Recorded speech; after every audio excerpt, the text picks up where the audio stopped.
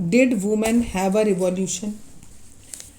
इसके आंसर में हम बोलेंगे सबसे पहले कि जितनी भी वुमेन्स थी थर्ड स्टेट की, उनको काम करने के लिए बाहर जाना पड़ा अपने घर से। वो क्या क्या काम करती थी? या तो जो लॉन्ड्रीनेस होते हैं उनकी तरह काम करती थी, या फिर फूल बेचती थी, या फ्रूट्स या वेजिटेबल्स बेचती थी मार्केट में जाके, या फिर वो डोमेस्टिक सर्वेंट की तरह काम करती थी।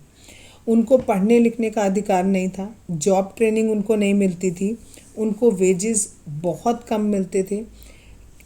थर्ड स्टेट के केवल वो लड़कियां जो वेल्दियर लोगों की डॉटर्स थी, केवल उनको अधिकार था कि वो एजुकेशन ले सकें किसी कॉन्वेंट में जाकर, और जब वो अपनी एजुकेशन पूरी कर लेती थी तो उनकी शादी कर दी जाती थी। जो वर्किंग वुमेन थी उन्हें अपनी फैमिलीज़ का भी लुक आफ्टर करना पड़ता था, जैसे उन्हें घर का खाना बनाना, घर के लिए पानी लेके आना, ब्रेड के लिए लाइन में लगना और अपने बच्चों का ध्यान रखना, ये सारे के सारे काम उन्हें करने पड़ते थे। अब वुमेन को लगा कि हम अपनी कंडीशंस को कैसे इम्प्रूव कर सकते हैं, तो उसके लिए वुमेन्स ने पॉलिटिकल क्लब्स बनाए, न्यूज़पेपर करे, और लगभग 60 क्लब्स, वुमेन क्लब्स बने उस समय पर। और जो सबसे फेमस वहाँ का क्लब था उसका नाम था the society of revolutionary and Republican women.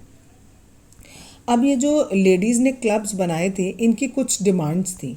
उनकी डिमांड थी कि they were to have same political right as man, उनको बराबर का अधिकार मिले, पॉलिटिकल अधिकार जैसा कि आदमियों को होता है। जैसे उन्हें राइट टू वोट दिया जाए, उन्हें असेंबली में खड़े होने का मौका दिया जाए, और वो पैसिव सिटीज़न बनकर नहीं रहना चाहती थी। तो गवर्नमेंट ने भी उनकी हेल्प करी और उनकी कंडीशन को इम्प्रूव करने के लिए कई सारे काम किए।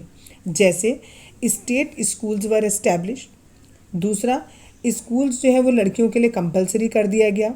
तीसरा, उनको मजबूर नहीं किया जाता था शादी करने के लिए। अगर उनकी इच्छा नहीं होती थी तो उनको शादी नहीं करी जाती थी, और इच्छा होती थी तो कर दिया जाता था। Marriages were made into a contract entered into freely and registered under civil law.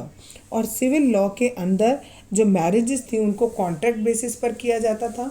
और डाइवोर्स वॉज मेड लीगल, आदमियों और औरतों के लिए डाइवोर्स को लीगल घोषित कर दिया गया था, और औरतों को अधिकार दे दिया था कि वो जॉब ट्रेनिंग भी कर सकती हैं, अब वो आर्टिस्ट भी बन सकती हैं और छोटे छोटे बिजनेसेस भी चला सकती हैं।